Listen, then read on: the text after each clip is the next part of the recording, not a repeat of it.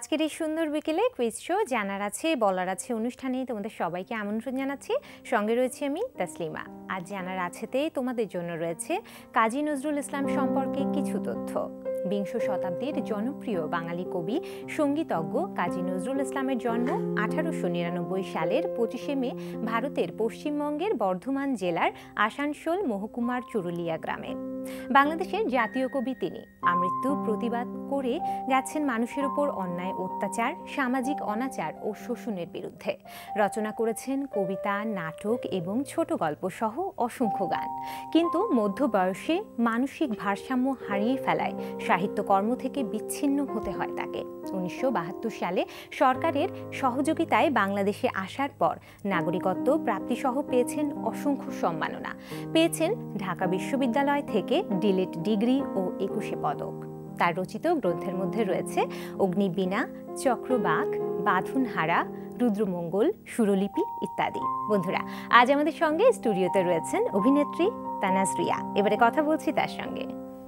স্বাগত আপনাকে আমাদের আজকের কুইজ শোতে। কেমন আছেন আপু? একদমই ভালো। আপনি কেমন আছেন? আমিও বেশ ভালো আছি। আজকে একজন অভিনয় শিল্পীকে আমাদের মাঝে পেয়ে আমার বেশ ভালো লাগছে। অ্যাকচুয়ালি আমিও এই শোতে এসে আমারও অনেক ভালো লাগছে, কারণ আমি এই শোটা প্রায় দেখি এবং অনেক আসলে তথ্য এখান থেকে জানা যায়। এটা হচ্ছে সবচেয়ে মজার ব্যাপার। এই জন্য তো জানার আছে বলার আছে। এক্স্যাক্টলি। আচ্ছা আপু, যেহেতু অভিনয় শিল্পী আপনি একজন, তার পাশাপাশিও দেখা যাচ্ছে আপনাকে আমরা মডেলিংয়েও দেখেছি এবং নাচ করতেও দেখেছি আপুকে। মানে অনেক গুণে গুণান্বিত আপু বলতে গেলে। তো প্রথমেই আমরা অভিনয়ের ব্যাপারটাই একটু জানতে চাইছি যে অভিনয় নিয়ে সমসাময়িক কেমন ব্যস্ত সময় কাটছে এখন? সমসাময়িক সময়ে মোটামুটি ভালো ব্যস্ততাই কাটছে, আবার খুব বেশি তাও না। আসলে সাংসারিক জীবন এবং তার পাশাপাশি হচ্ছে কি বলে এই মিডিয়া জগৎ, নিজের ক্যারিয়ারটাকে মানে হ্যান্ডেল করা, সবকিছু মিলিয়ে ভালো ব্যস্ততা কাটছে। আচ্ছা, কোন কাজগুলো করা হচ্ছে এখন বর্তমানে? আমার যে সিরিয়ালগুলো অন এয়ারে যাচ্ছে সেগুলো হচ্ছে অলসপুর। এছাড়াও আরও দুটি নতুন সিরিয়াল আসছে। সেটা হচ্ছে, একটা হচ্ছে ভালোবাসার রং আর আরেকটা হচ্ছে প্রেমনগর। আচ্ছা, যেটা প্রথমে শুনছিলাম বলছিলেন আপনি অলসপুর, সেটার গল্পটা একটু জানবো আপনার কাছ থেকে, চরিত্র সবকিছু। অলসপুরের চরিত্রটা হচ্ছে, আমার চরিত্রের নাম ওখানে চুমকি। আমাকে আসলে এখন গ্রামে গঞ্জে আমি যেখানেই শুটিং করতে যাই না কেন, কিংবা পথে ঘাটে বা শপিং মলে গেলাম, যেখানেই যাই না কেন, মানুষজন আমাকে হঠাৎ করে দেখলেই বলে, আরে চুমকি আপা না? মানে আমার আসলে এটা আমার সবচেয়ে বড় পাওয়া একদিক থেকে বলা যায়। আর ওখানে আবার চরিত্রটা হচ্ছে একটু জাদ্রেল টাইপের। মানে ওই অলসপুর গ্রামের মেয়েরা হচ্ছে সাংঘাতিক দুর্দান্ত সাহসী এবং মারধর, মানে এগুলোর মধ্যেই থাকে। আচ্ছা, আমি তো এখনই বলতে চাচ্ছিলাম, আচ্ছা অলসপুর নাটকের নাম, তাহলে কি আপু কতটা অলস আসলে? এখনই বলতে চাচ্ছিলাম আমি। হ্যাঁ, ডেফিনেটলি আমি অলস তো একটু আছি। আচ্ছা, আমার অলসতাটা হচ্ছে ঘুম নিয়ে। কারণ হচ্ছে আমি ঘুমাতে খুব পছন্দ করি আসলে। দেখা যায় যে মানে আমাকে হচ্ছে আমার যতক্ষণ পর্যন্ত আমার ঘুম না ভাঙবে, এর মধ্যে এসে যদি আমাকে কেউ ডাকে তখন আমার খুব বিরক্ত লাগে। কাজে আমি যতক্ষণ পর্যন্ত ঘুমাতে পারি আমার কাছে মনে হয় আমি শান্তিতে আছি, আমি দুনিয়াতে, মানে এর চেয়ে শান্তির আর কিছু নেই। আচ্ছা, তো এই নাটকটি কোথায় কোথায় শুটিং হয়েছে? গ্রামে বলছিলেন যে, কোথায় আসলে হয়েছে? আমাদের স্পেশালি মেঘডুবিতে শুটিংটা হয়। এটা পুবাইলেরই আরেকটা লোকেশন। পুবাইলের অনেকগুলো লোকেশন রয়েছে, যেহেতু ঢাকার কাছাকাছি আমাদের গ্রামের শুটিংগুলো হয়ে থাকে ওখানে। তো মেঘডুবি একটু ডিফারেন্ট লোকেশন, সেক্ষেত্রে বাড়ি ঘর বলা যায় বা পরিবেশ, বাইরের প্রাকৃতিক যে সৌন্দর্যগুলো সেটা একটু ডিফারেন্ট। মানে পুবাইলের আদার্স যেসব ইয়েগুলো আছে, লোকেশনগুলো আছে, সেই ক্ষেত্রে হচ্ছে ওটা একটু ডিফারেন্ট। এবং আমিও দেখেছি, আমার কাছেও অনেক ভালো লেগেছে পর্যন্ত। আচ্ছা, আর কারা কারা অভিনয় করছেন আপনার সঙ্গে? ওখানে মোটামুটি বলা যায় যে অনেক স্টাররাই কাজ করছেন এই সময়ের। মিলন ভাই আছে, মৌসুমী হামিদ আছে, আলভি কাজ করছে। তারপরে এদিকে বড়দের মধ্যে যদি বলি সেক্ষেত্রে রয়েছে শামীম জামান ভাই আছে, তারপরে এদিকে রহমত আঙ্কেল আছে, ডলে আন্টি আছে, তারপরে আর মানে আরো অনেকেই, মানে শিল্পীর আসলে অভাব নেই বলা যায় ওখানটাতে। আচ্ছা, তো আরো দুটো নাটকের কথা শুনছিলাম, তো সেগুলোর কতটুকু কাজ চলছে, কতদূর? সেগুলোর কাজ মোটামুটি অনেক দূর এগিয়ে গেছে। আমাদের দুটো নাটকই অন এয়ারের অপেক্ষায় শুধুমাত্র এখন। আর প্রেমনগর যেটা বললাম সেটা একদমই রিসেন্ট আমার কাজ করা। ওইটাতে আমার চরিত্রটাও, এটাও একটু কি বলে ঝগড়াটে বা দরজাল টাইপের বউ, কিন্তু স্বামী যে আমার স্বপন ভাই আমার সাথে কাজ করছেন ওই আমার বিপরীতে, তো দুর্দান্ত ভালো অভিনয় করেন উনি, এবং উনি এত চমৎকারভাবে অ্যাক্টিংগুলো যখন আমরা ডায়লগ থ্রো করি আমরা নিজেরাই আসলে হাসতে হাসতে মরে যাই এমন অবস্থা। তো আমার মনে হয় যে দর্শক সেক্ষেত্রে এই নাটকটি অন এয়ার হওয়ার পরে দেখে খুবই মজা পাবে। অবশ্যই আমরা দেখব, আমাদের কাছে অনেক ভালো লাগবে এই আশাই রইল। আচ্ছা আপু, আমরা আরো গল্প করবো, একজন বন্ধু অপেক্ষা করছে, ফোনটা নিয়ে আমরা কথায় ফিরছি। হ্যালো হ্যালো, আমি প্রমিত বলছি। কেমন আছো? ভালো আছি আপু। আচ্ছা, কোন ক্লাসে পড়ছো, কোন স্কুল বলো? আমি ধানমন্ডি গভর্নমেন্ট বয়েজে ক্লাস 6 এ পড়ি। আচ্ছা, এখন বলো কোন বিভাগটি তোমার পছন্দ? বলো। বাংলার মুখ। বাংলার মুখ। আচ্ছা, পড়াশোনা কেমন চলছে? পড়াশোনা ভালো চলছে। খুব ভালো। প্রশ্নে যাচ্ছি। প্রথম প্রশ্ন, সম্প্রতি বাংলাদেশে ইন্টার পার্লামেন্টারি ইউনিয়নের ১৩৬তম সম্মেলন অনুষ্ঠিত হয়। বাংলাদেশ কত সালে সংস্থাটি সদস্যপদ লাভ করে? ক ১৯৭২ সাল, খ ১৯৭৩ সাল, গ ১৯৭৪ সাল। বলো। গ ১৯৭৪ সাল। নিলাম একটু চিন্তা ভাবনা করে উত্তরটা দিতে। দুঃখিত, উত্তরটি সঠিক হলো না তো। সঠিক উত্তরটা জানিয়ে রাখছি, ক ১৯৭২ সাল। ঠিক আছে, জানা হলো। আরো একজন বন্ধু আমাদের সঙ্গে রয়েছে। হ্যালো। হ্যালো, আসসালামু আলাইকুম আপু। ওয়ালাইকুম আসসালাম, কে বলছো? আপু আমি ইলহাম। আচ্ছা, কোন ক্লাসে পড়ছে, কোন ক্লাস স্কুল? 6 ক্লাস 6 চট্টগ্রাম কলেজের স্কুল। আচ্ছা, এখন বলো কোন বিভাগটি তোমার পছন্দ? আপু খেলার মাঠ। খেলার মাঠ। কোন খেলা বেশি পছন্দ করো? ক্রিকেট খেলা। ক্রিকেট খেলা। ঠিক আছে, প্রশ্নে যাচ্ছি। প্রথম প্রশ্ন, আইসিসি চ্যাম্পিয়ন্স ট্রফির নবম আসরের আয়োজক দেশ কোনটি? ক বাংলাদেশ, খ ভারত, গ শ্রীলঙ্কা। বলো। আপু অপশন গ শ্রীলঙ্কা। নিলাম আর একটু চিন্তা ভাবনা করে উত্তরটা দিতে। দুঃখিত, উত্তরটি সঠিক হলো না। সঠিক উত্তরটা জানিয়ে দিচ্ছি, খ ভারত। ঠিক আছে, জানা হলো। মন খারাপ করার কোনো কারণ নেই। আপু, আপনার কাছে ফিরে আসি। আমরা নাটক নিয়ে কথা বলছিলাম, আরো একটা নাটকের কথা শুনছিলাম, সেটার কাজের কি অবস্থা? ওইটা হচ্ছে ওই নাটকটার নাম হচ্ছে ভালোবাসার রং। ওইটাতে আসলে আমি খুবই নেগেটিভ একটা ক্যারেক্টার নিয়ে ইন করেছি। আসলে অনেক ওটার প্রথম দিকে অনেক কাজ হয়ে গেছে। আমি নাটকটার সেকেন্ড অর থার্ড লটের দিকে শুটিংটা শুরু করেছি। তো আমার চরিত্রটা আসলে শিরিন আলম হচ্ছে ওখানে আমার খালা থাকেন। তো উনি আসলে বেসিক্যালি যে বাড়িটাকে নিয়ে গল্প, ওইখানটাতে উনি টোটালটাই হচ্ছে ক্রিমিনালি ক্যারেক্টার প্লে করছে। আর সেই ক্ষেত্রে আমি মানে আরও ক্রিমিনালিটি বাড়ানোর জন্য এবং তার ছেলের সাথে বিয়ে দেওয়ার জন্য হচ্ছে আমাকে ওখানে সে মানে বুদ্ধি করে ওখানে ঢোকায়। এবং ওখানে ওই বাড়িতে নেওয়ার পরে দেখা যায় যে বিভিন্নভাবে আমি পলিটিক্স করতে থাকি, যেটা আসলে কি বলে যে আমাদের বলতে গেলে হ্যাঁ একটু নেগেটিভ ক্যারেক্টার। এবং আমার কাছে আসলে নেগেটিভ ক্যারেক্টারের কথা যদি মানে যেহেতু চলে এসছে এই জন্য বলছি যে অভিনয় যেহেতু করি, অভিনয় ভালোবাসি এবং অভিনয়টাকে নেশা পেশা সবটাই বলা যায় আমার। তো ওই জায়গা থেকে আসলে অভিনয়ের নেগেটিভিটির যে ক্যারেক্টারগুলো, এই ক্যারেক্টারগুলো প্লে করতে আমার সবচেয়ে বেশি ভালো লাগে। এর কারণটা কি আসলে? আমার কাছে এর কারণটা হচ্ছে আসলে যে নেগেটিভ ক্যারেক্টারগুলো যখন অভিনয় করতে যাই, অ্যাক্টিং এর প্রচুর খেলা থাকে। আসলে অভিনয় করতে গেলে আসলে মানে হিরোইন হওয়া বা একটা নায়িকা চরিত্র বা সুন্দর ভদ্র চরিত্র করতে গেলে খুব বেশি আসলে কষ্টের প্রয়োজন হয় না।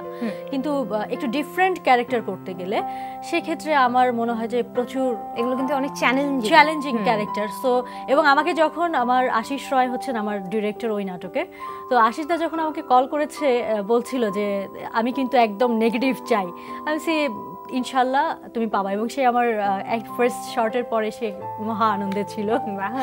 আচ্ছা, আমরা আশা করছি আপনি নিশ্চয়ই নেগেটিভ ভাবে সবসময় চলাফেরা করেন না, একেবারেই পজিটিভলি।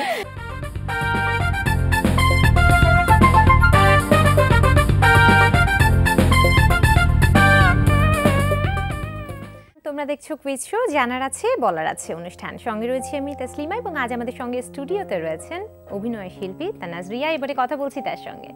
আপু, বিরতির উপরে তো আপনার কাজগুলো নিয়ে কথা বলছিলাম, এবারে আরও একটা কাজের কথা আমি আনতে চাই, সেটা হচ্ছে আমাদের এনটিভিতেই আপনার একটি অভিনীত নাটক পাগলা হওয়ার দিন, এই নাটকটি প্রচারিত হয়েছিল। সেই নাটকে কাজ করে কেমন লেগেছে একটু শুনি সেই গল্প। সত্যি কথা বলতে আমি এখনো অনেক মিস করি যে নাটকটি যখন শেষ হয়ে যায়, এবং আমি আসলে লাস্ট 2-3 লটের দিকেই ঢুকেছিলাম নাটকটায় একটা রিপ্লেসমেন্ট ক্যারেক্টারে। তো আমার কাছে আসলে মানে এত মানে মজা করে কাজ করার ইউনিট আসলে খুব বেশি পাওয়া যায় না। প্রচুর কাজ করছি, বিভিন্ন ইউনিটে বিভিন্ন ডিরেক্টরদের সাথে কাজ করছি, বাট আমাদের পাগলা হওয়ার দিনের যে ডিরেক্টর হুমায়ুন ফরিদ ভাইয়া এবং শুভাশিস সিনহা যিনি লিখেছেন, অসাধারণ লিখেছেন। এবং আমার চরিত্রটা তো এখানেও অলমোস্ট একটা নেগেটিভ চরিত্র ছিল বলতে হয়। আমার বস থাকেন, বসের পিএস থাকি আমি, এবং আমার বস থাকেন কিসলু ভাই, তো জিয়াউল হাসান কিসলু। এবং উনি আমাকে দিয়ে মোটামুটি কি বলে যে যত অফিসিয়াল যত কাজ আছে সেটা তো করায় সে, এবং টেন্ডারবাজি থেকে শুরু করে সব ধরনের যেসব কাজ থাকে সেগুলো তো বেসিক্যালি বসটা শুধু হ্যান্ডেল করে না, বসের পিএসটা হ্যান্ডেল করে। তো সেই ক্ষেত্রে পিএস হিসেবে আমি যখন মানে এই বিষয়গুলো হ্যান্ডেল করতে যাই, একটা পর্যায়ে দেখা যায় আমাকে মাস্তানদের সাথেও ডিল করতে হয়, এবং একটা পর্যায়ে মাস্তানের সাথে আমার প্রেমও হয়ে যায়, এমন একটা ব্যাপার, এরকম একটা ক্যারেক্টার ছিল আর কি। আচ্ছা, এই যে চরিত্র নিয়ে আমরা কথা বলছি বারবার, এই যে নেগেটিভ ক্যারেক্টারের কথা বলছিলেন যে অনেক কঠিন। আচ্ছা, এক একটা নাটকে কিন্তু আমরা আপনাকে এক এক চরিত্রে পেয়েছি, এক এক চরিত্রে দেখতে পেয়েছি। তো এই চরিত্রের যে ভিন্নতা, সেটাকে রপ্ত করাটাও কিন্তু খুব একটা সহজ কাজ নয়। তো আপনি আসলে কিভাবে রপ্ত করেন? রপ্ত করি বলতে আমি আসলে ছোটবেলা থেকেই অভিনয় এবং নাচ শিখি, নৃত্যশিল্পী আমি, যদিও এটা আমার প্রথম পরিচয় যে আমি একজন নৃত্যশিল্পী। হ্যাঁ, তো ছোটবেলা থেকেই থিয়েটার করতাম, আর থিয়েটারের পাশাপাশি হচ্ছে কি বলে 2003-তে যখন নতুন কুড়িতে আমি পার্টিসিপেট করি, তারপরে যখন ওখান থেকে পুরস্কার পেলাম, প্রথম স্থান অধিকার করলাম, তারপরে মানে নতুন কুড়ি চলাকালীন অবস্থায় আমাকে বিটিভি থেকে একটা নাটকের জন্য অফার করে, এবং সেই নাটকের অভিনয়ের মাধ্যমেই আসলে আমার আশা। এবং এই যে রপ্ত করার যে ব্যাপারটা, সেই এত বছর ধরে আসলে কাজ করছি, এটা সত্যি যে অলমোস্ট 15-16 বছর হয়ে গেছে কাজ করছি, কিন্তু তারপরও চেষ্টা করছি এখনও শেখার, বড়দের কাছ থেকে শেখার। আমাদের গুরুজন যারা আছেন এখনও অভিনয় করছেন, এবং এছাড়াও আমাদের বাইরের দেশের হলিউডের কথা যদি ধরি বা বলিউডের কথা যদি ধরি, মানে গুরুজন যারা আছেন আমার কাছে মনে হয়, এবং আমাদের দেশের যারা বিশেষ করে গুরুজন যারা আছেন, আমি চেষ্টা করি সবার অভিনয় থেকে দেখে শেখা। আচ্ছা, কার কার অভিনয় বেশি ভালো লাগে? থাকে না যে কাউকে ফলো করা, সেরকম কেউ আছে কি? আমাদের ক্ষেত্রে, আমাদের দেশের ক্ষেত্রে আমি স্পেশালি হচ্ছে রিচি আপু, তারিন আপু, এবং মানে ছোটবেলা থেকে বিশেষ করে ওনাদেরকে দেখেই বেশি শেখা হতো আমার। এবং সুবর্ণা আপাকেও তো আমার মানে ওনার অভিনয় অসাধারণভাবে পছন্দ আমি করি, যখন আমি বুঝতাম না আসলে। কোনো প্রিয় বলছিলেন, কিছু প্রিয় মুখের কথা, তো আপনার কাজে কোনো প্রিয় অভিনয় শিল্পীর প্রভাব আছে কি? সেরকম অর্থে আসলে নেই। আচ্ছা, মানে সবারটাই দেখা হয়? সবারটাই দেখা হয়, মানে বাট আমার ক্ষেত্রে আসলে সব কিছু মানে আমারটা চেষ্টা করি আমি আমার মতো করে প্রেজেন্ট করতে, বাট শেখার ব্যাপারটা চেষ্টা করি যে সবারটাই দেখে শিখতে, কারণ হচ্ছে শেখার শেষ নেই। অবশ্যই। আচ্ছা আপু, আমরা আরো কথা বলবো, একজন বন্ধু রয়েছে আমাদের সঙ্গে, ফোনটা নিয়ে আমরা কথায় ফিরছি। হ্যালো আপু, আমি আছি। কেমন আছো? ভালো আছি আপু, আপনি কেমন আছেন? আমিও ভালো আছি। কোন ক্লাসে পড়ছো, কোন স্কুল বলো? Class 7 BN English school and college, Khulna. আচ্ছা, এখন বলো কোন বিভাগটি তোমার পছন্দ? খেলার মাঠ। খেলার মাঠ, ঠিক আছে। তোমাকে প্রশ্ন করার মাধ্যমে খেলার মাঠ বিভাগটি আমাদের আজকের মতো শেষ হয়ে যাচ্ছে। প্রশ্নে যাচ্ছি। প্রথম প্রশ্ন, স্প্যানিশ লা লিগায় সবচেয়ে বেশিবার শিরোপা জিতেছে রিয়াল মাদ্রিদ, বলতে হবে কতবার?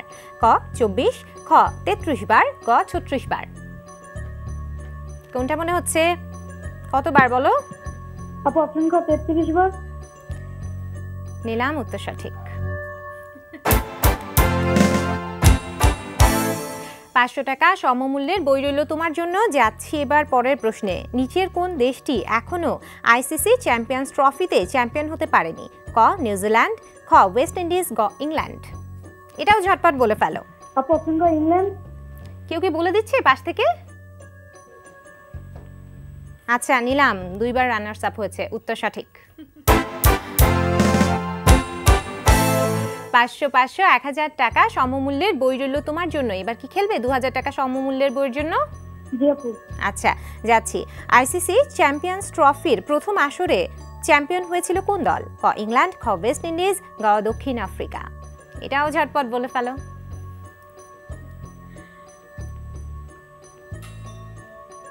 জলদি, সময় চলে যাচ্ছে। আপু অপশন গ দক্ষিণ আফ্রিকা। নিলাম, এবং রানার্স আপ ছিল ওয়েস্ট ইন্ডিজ। উত্তর সঠিক। 2000 টাকা সমমূল্যের বইয়ের জন্য অনেক অভিনন্দন তোমাকে। আরো একজন বন্ধু আমাদের সঙ্গে রয়েছে। হ্যালো আপু আমি নাবিল। কেমন আছো? আপু ভালো আছি। আচ্ছা কোন ক্লাসে পড়ছো, কোন স্কুল বলো? আপু খিলগাঁও গভর্নমেন্ট হাই স্কুল। আচ্ছা এখন বলো কোন বিভাগটি তোমার পছন্দ? আমাদের খেলার মাঠ বিভাগটি মাত্র শেষ হয়ে গেল। আপু বাংলার মুখ। বাংলার মুখ। আচ্ছা কোথা থেকে ফোন করেছো বলো? আপু খিলগাঁও থেকে। আচ্ছা তোমাকে প্রশ্ন করার মাধ্যমে বাংলার মুখ বিভাগটি আমাদের আজকের মতো শেষ হয়ে যাচ্ছে। প্রশ্নে যাচ্ছি। প্রথম প্রশ্ন, বাংলাদেশে প্রথম 3G সেবা চালু করে কোন টেলিফোন অপারেটর? ক গ্রামীণ ফোন, খ বাংলা লিংক, গ টেলিটক। আপু অপশন খ বাংলা লিংক। নিলাম, আন্তরিকভাবে দুঃখিত, উত্তরটি সঠিক হলো না। সঠিক উত্তরটা তোমাকে জানিয়ে রাখছি, গ টেলিটক 2012 সালে। ঠিক আছে, জানা হলো। আপু আপনার কাছে ফিরে আসি। আমরা সব কিছু মিলিয়ে অভিনয় নিয়ে কথা বলছিলাম। কাজের ক্ষেত্রে যদি বলি যে নিজের পছন্দের কোনো চরিত্র বা থাকে না যে কোনো চরিত্রে কাজ করার ইচ্ছা রয়েছে সামনের দিকে, এরকম কোনো ইচ্ছা রয়েছে কি যেটাতে এখন পর্যন্ত অভিনয় করা হয়নি? এখনো পর্যন্ত অভিনয় করা হয়নি। এখনো হ্যাঁ এরকম রয়েছে কিছু চরিত্র, যেমন হয় না যে আসলে যেটা এখানে আসলে বলাটা একটু মুশকিল শব্দটা, যাই হোক ওটা আমি না চাই। নেগেটিভ কিছু ক্যারেক্টার বা মেয়েদেরকে আসলে মানে নিচের যেই জায়গাটায় থাকে কি বলে, আসলে আমি শব্দ ওটা আসলে কি শব্দ বলবো বুঝে উঠতে পারছি না, যাই হোক ওটা বাদ দিই আমরা। ওইরকম একটা চরিত্র। এছাড়াও প্রতিবন্ধী থাকে কিছু, মানসিক প্রতিবন্ধী থাকে কিংবা শারীরিক প্রতিবন্ধী থাকে, ওই ধরনের কিছু চ্যালেঞ্জিং চরিত্রে কাজ করার ইচ্ছে আছে। আচ্ছা আপু, আমরা থিয়েটারের কথাও শুনছিলাম যে আপনি ছোটবেলা থিয়েটার করতেন, তারপর আস্তে আস্তে এই যে অভিনয়ের প্রতি ভালোবাসা, আসলে ভালোবাসাটা থিয়েটার থেকেই, তারপর এই যে টিভি নাটকে কাজ করা শুরু 2013 থেকে বলতে গেলে একেবারে ভালোভাবে, মানে আপনাকে 2003 থেকে বলতে গেলে একেবারে প্রফেশনালি পেয়েছি আমরা আপনাকে বলতে গেলে। তো ছোটবেলায় তো থিয়েটারে কাজ করা হতো, তো সামনে কি আবার থিয়েটারের সঙ্গে যুক্ত হওয়ার ইচ্ছা রয়েছে? আসলে জানি না সামনে পারবো কিনা, কারণ হচ্ছে কাজের ব্যস্ততা এবং কি বলে যে যেহেতু আমি বিয়ে করেছি 2 বছর হলো, তো সংসার জীবন আর তার পাশাপাশি কাজ দুটোকে ব্যালেন্স করে রেখে আবার তার পাশাপাশি থিয়েটারে সময় দেয়া, ওটা আসলে হয়ে উঠবে কিনা আমি জানি না, বাট ইচ্ছে আছে। ইচ্ছে আছে, অবশ্যই ইচ্ছা সফল হোক, এটি আমাদের কামনা রইল। আপু আমরা আরো কথা বলবো।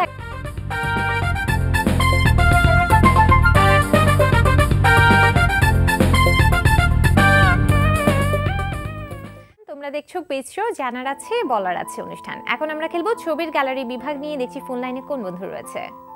হ্যালো হ্যালো, কে বলছো? আমি উম্মুল খায়ের ফাতেমা। আচ্ছা কেমন আছো? আপু আমি ভালো আছি, আপনি ভালো আছেন? আমিও ভালো আছি। কোন ক্লাসে পড়ছো, কোন স্কুল বলো?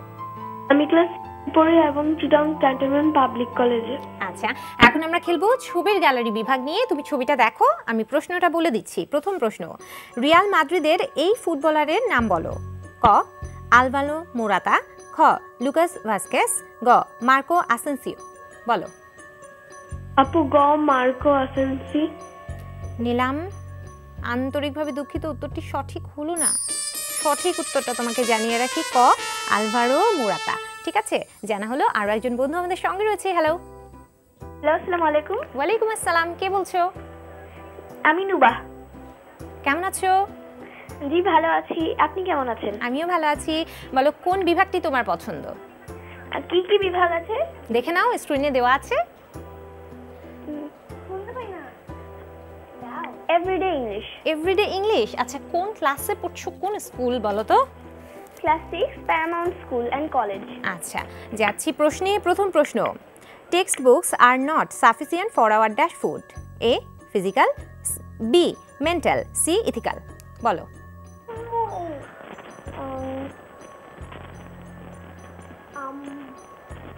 জলদি বলতে হবে, সময় চলে যাচ্ছে। এথিক্যাল। নিলাম, আন্তরিকভাবে দুঃখিত, উত্তরটি সঠিক হলো না। সঠিক উত্তরটা জানিয়ে রাখছি তোমাকে, বি মেন্টাল। ঠিক আছে, জানা হলো। আপু, আপনার কাছে ফিরে আসি। আমরা বিরতির উপরে অভিনয় নিয়ে কথা বলছিলাম, আপনার সব কাজ নিয়ে কথা বলছিলাম অভিনয়ের। এবারে একটু জানবো যে অভিনয়ের পাশাপাশি, আমি বলছিলাম প্রথমের দিকে যে আপনাকে আমরা মডেলিংয়ে দেখেছি, নাচ করতেও দেখেছি এবং উপস্থাপনাতেও দেখেছি। তো মডেলিং প্রসঙ্গটা যদি এবারে একটু আনি, যে বেশ কিছু জিঙ্গেলে আপুকে আমরা দেখেছি, টিভিসিতে দেখেছি, তো কাজ করার অভিজ্ঞতাটা কেমন ছিল? টিভিসিতে কাজ করার অভিজ্ঞতা আসলে একটু ভিন্ন, কারণ হচ্ছে যে মিডিয়াতে আসলে প্রত্যেকটা সেক্টরই আসলে আলাদা, আবার মিলাতে গেলে একই রকমই মনে হবে। কিন্তু আমার ক্ষেত্রে যেটা সুবিধা হয়েছে, ছোটবেলা থেকে নৃত্যশিল্পী মানে হয়ে বড় হওয়ার কারণে, তো আমার যেটা হয়েছে যে অভিনয় রপ্তটা ছিল, মানে কারণ নাচ শিখতে গেলে আসলে আমাদের অনেক ধরনের রস, বিভিন্ন ধরনের অভিনয়ের জিনিসগুলো শিখতে হয়। তো সেই ক্ষেত্রে দেখা গেছে যে কি বলে, টিভিসি যখন আমি স্টার্ট করি, প্রথম আমার যে টিভিসি সেটা হচ্ছে রিপন খানের জিঙ্গেলে করা, এবং রিপন খান নিজেই ডিরেকশন দিয়েছিলেন। সেটাতে হৃদয় খানও ছিল, তখন আমরা অনেক ছোট, এটা আমি 2004-এর কথা বলছি। তো ওই সময় হচ্ছে এস আলম সয়াবিন তেল নামে একটা প্রোডাক্ট এসেছিলেন, তো ওই প্রোডাক্টের বিজ্ঞাপনে আমরা একসাথে কাজ শুরু করি। এরপরে ডে বাই ডে আরও কাজ করা হয়েছে, ফ্রুটিকার রেড অরেঞ্জ জুস, তারপর মর্টিন সোনার খনি অফার, ডেকো পাইনঅ্যাপেল বিস্কিট, লাস্ট করেছি আমাদের হচ্ছে গ্রামীণ ফোন স্যামসাং গ্যালাক্সি ট্যাব। ওই বিজ্ঞাপনের পরে লাস্ট, এটা এখনও আসলে অন দ্য প্রসেসিংয়ে আছে, যেটা বলা যায় যে এটা ফটোশ্যুট হয়ে গেছে এবং ফটোশ্যুট অলরেডি প্রেসে প্রিন্টিংলি অলরেডি অন এয়ার হয়ে গেছে, চলছে, বিভিন্ন পোস্টার বিভিন্ন স্কুল কলেজগুলোতে যাচ্ছে। সেটা হচ্ছে একটা কলমের উপরে করা হয়েছে, ওটাতে সালমান মুক্তাদির এবং আমি একসাথে কাজ করেছি। তো ওইটার টিভিসির ভিডিও শ্যুটটা এখন বাকি, তো ওইটার জন্য আমরা অপেক্ষা করছি। তো ওইটাতে কাজের অভিজ্ঞতা আসলে একটু ডিফারেন্ট, ভাল লাগে, কারণ হচ্ছে খুব শর্ট টাইমের মধ্যে অভিনয়, আসলে 5 মিনিটে আমি অ্যাক্টিং করার একটা সিন কমপ্লিট করার সুযোগ পাচ্ছি, কিন্তু ওই একটা সিনকে আমাকে যখন 10 সেকেন্ডে কিংবা 5 সেকেন্ডে বোঝাতে হচ্ছে, সো ইটস ভেরি চ্যালেঞ্জিং আসলে। আচ্ছা, এর পাশাপাশি নাচও করা হয়ে থাকে। আপু বলছিলেন যে ছোটবেলা থেকেই নাচ করা হচ্ছে এবং সবসময় নাচের কথাটা কিন্তু ঘুরে ফিরে আসছে আমাদের গল্পের শুরু থেকে। তো এবার একটু নাচের দিকে আসি, যে নাচ শেখাটা হচ্ছে কবে থেকে? একবারে ছোটবেলা থেকেই? কার কাছে? আমার 4 বছর বয়স থেকে নাচ শেখাটা শুরু, এবং আমার প্রথম গুরু ছিলেন হচ্ছেন জাহানারা আন্টি। তো জাহানারা আন্টি মারা যাওয়ার পরে, শিশু একাডেমি থেকে উনি চলে যাওয়ার পরে হাতে খড়ি শুরু হলো এমআর ওয়াসিক ভাইয়ের কাছে। তো ওয়াসিক ভাইয়ের কাছে আমি দীর্ঘদিন যাবৎ নাচ শিখেছি, করছি। এছাড়া খুব একটা ডাইভার্ট হইনি। এছাড়াও শামিমারা নিপা আন্টির সাথেও কিছুদিন কাজ করা হয়েছে। আর নাচের ক্যারিয়ার আসলে 12 বছর বা 13 বছর করার পরে আলটিমেটলি একটা পর্যায়ে, আমি যেই সময় শুরুর কথা বলছি, দ্যাটস মিন 4 বছর বয়স, মানে ইটস 99 or 98, ওই সময়ের কথা বলছি। তো ওই সময় থেকে আসলে শুরু করার পর থেকে আমার মানে ক্যারিয়ারের একটা পর্যায়ে এসে মনে হয়েছে, বা 10-12 বছর চলে যাওয়ার পরে মনে হয়েছে যে আসলে নাচে বোধহয় খুব একটা ক্যারিয়ার আমি করতে পারবো না। আচ্ছা, এটা কেন মনে হয়েছে? আসলে আমাদের বাংলাদেশের প্রেক্ষাপটে এখন যতগুলো চ্যানেল হয়েছে, এখন যেভাবে বিভিন্ন রিয়েলিটি শো এসেছে, বিভিন্নভাবে এক্সপোজ করা হচ্ছে, নাচের শো হচ্ছে, আগে কিন্তু সেরকম ছিল না। শুধুমাত্র যেমন আমি বাংলাদেশে, মানে তখন একটাই কম্পিটিশন ছিল, সেটা হচ্ছে নতুন কুড়ি। তো আমি নিজেও নতুন কুড়ি থেকে আসা, তো ওই জায়গা থেকে হিসেব করতে গেলে যে আমি যেহেতু নৃত্যশিল্পী হিসেবে নাচ শিখছি, নাচ করছি, যেহেতু এটাতে মনে হচ্ছে না ক্যারিয়ার খুব একটা করতে পারবো, আর অভিনয়টাকেও অনেক বেশি ভালো লাগে। এবং এখন কিন্তু আমরা আপনাকে নাচে দেখছি না, এই যে একটা লম্বা একটা বিরতি মাঝখানে, এটা আসলে কারণটা কি? এটার কারণ 6-7 বছর একটা বিরতি আছে। হ্যাঁ, এই বিরতিটা ওই যে ওই একটাই ক্ষোভ থেকে, বা কি বলবো, কষ্ট থেকে, এবং সম্মানটাও আসলে ওইভাবে পাওয়া যায় না নৃত্যশিল্পী হিসেবে। এখন হয়তো অনেক চেঞ্জ হয়েছে, সামাজিক জায়গা থেকে বলো, বা বিভিন্ন জায়গা থেকে মানুষ এখন মেন্টালিটি অনেক আপগ্রেড হয়েছে, কিন্তু আমি যখন শুরু করেছি ওই সময় অনেক প্রতিবন্ধকতা ছিল। এই যে বলছিলেন যে এখন সবকিছু চেঞ্জ হয়ে গেছে, তাহলে সামনের দিকে আমরা আবার আপুকে নাচে দেখতে পাবো কি? ইচ্ছা আছে, আমি অলরেডি আবার চিন্তা ভাবনা করছি, শুরু করব। তো বাকিটা আচ্ছা, এবার একটু উপস্থাপনার দিকে আসি, যে আপু কিন্তু মানে এই উপস্থাপনা করা হয়েছে অনেকবার, মানে আমার এই জায়গাতে বসেই দেখা গিয়েছে যে অনেক অনুষ্ঠানে আমরা আপুকে দেখতে পেয়েছি, অন্যান্য অনুষ্ঠানে যে উপস্থাপনা করতে। তো উপস্থাপনার অভিজ্ঞতাটা কেমন ছিল? উপস্থাপনার অভিজ্ঞতা যদি বলি, আমি একদম গোড়াপত্তন থেকে শুরু করি। সেটা হচ্ছে বিটিভির কথা আমার এখনো মনে আছে। বিটিভির একটা রিপোর্টিং করতে গিয়েছিলাম, ওটা মানে জাস্ট শিশুদের খবর চলতো তখন। তো আমাকে প্রথমে আমার জাস্ট টেস্ট করার জন্যই আমাকে ইচ্ছে করে রিপোর্টিংয়ের জন্য পাঠালো।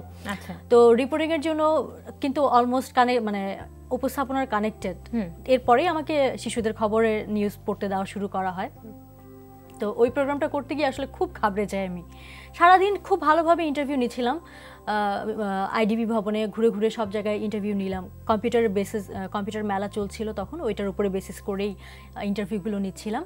তো বাইরে এসে জাস্ট প্রোগ্রামের ফিনিশিং যে দিতে হয়, তো লাস্টলি বাইরে এসে আমি আইডিবি ভবনের বাইরে দাঁড়িয়ে ক্যামেরার সামনে, আমাদের ক্যামেরার যারা ছিলেন, ক্রু যারা ছিলেন তারা ছিলেন এবং ডিরেক্টর ছিলেন। ডিরেক্টর একবার দুইবার শর্ট নিল এবং আমি অলমোস্ট 2-3 বার এনজি করেছি। এর মধ্যে চারপাশ দিয়ে মোটামুটি মনে হলো যে শখানেক লোক জড়ো হয়ে গেছে। আচ্ছা, সেই থেকে শুরু আর কি। সেই সময়টা আমি এমন ভাবে ঘাবড়ে যাই, আমি আসলে নিজেও বুঝে উঠতে পারিনি যে মানে আমি এত পাজলড হব। আচ্ছা আপু, আজ তো আসলে কথা বলতে অনেক ভালো লাগছিল, আপনার সবকিছু নিয়েই আজ আমরা কথা বলছিলাম। খুব সুন্দর একটা বিকেল আজ আমরা কাটালাম, কিন্তু একেবারেই অনুষ্ঠানের শেষে চলে এসেছি। আপনি আজ আমাদের কুইজ শোতে এসেছেন, এই জন্য আপনাকে অনেক ধন্যবাদ, অনেক শুভকামনা রইল আপনার জন্য। ভালো থাকবেন আপনি।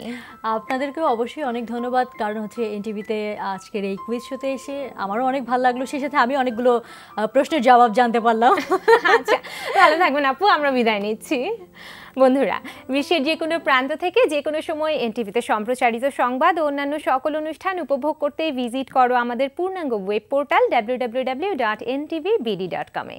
বন্ধুরা, আর কয়েকদিন পরেই শুরু হয়ে যাবে পবিত্র রমজান মাস।